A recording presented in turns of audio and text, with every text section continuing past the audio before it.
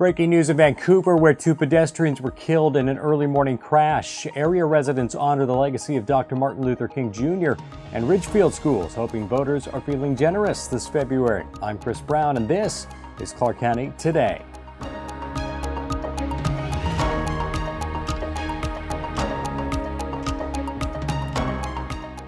Clark County Today is presented by Connell Real Estate. Hire an agent, get a team. Learn more by visiting connellrealestate.com. Hey everyone, welcome to the Tuesday edition of our Clark County Today video update. We began with sad news out of Vancouver, where police say two people were killed early Tuesday morning on Northeast 112th Avenue near 23rd Circle. One of the victims is reportedly 10 to 12 years old, and the other was said to be in their late teens. A dark green Toyota pickup at the scene had severe damage to its front passenger side.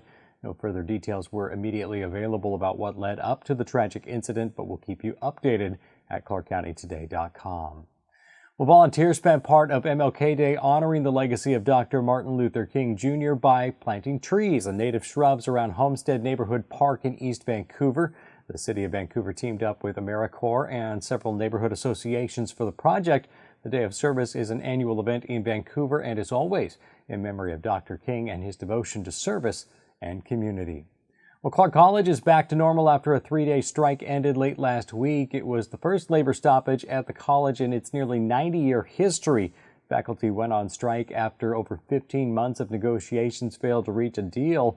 In the end, most full-time faculty saw their pay bumped by around $10,000 a year, and part-time faculty will also receive a hefty pay increase.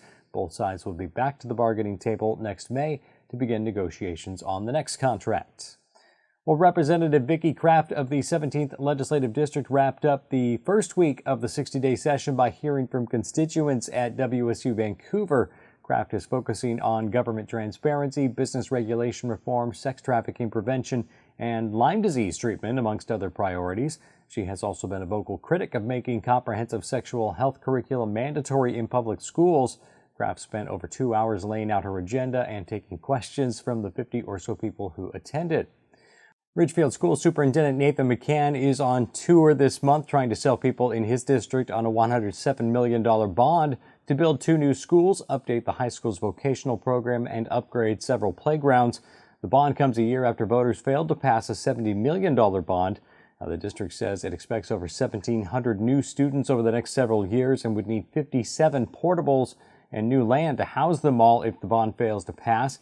It needs a 60% plus one vote majority to be approved. The last bond fell short of that by just over 1%.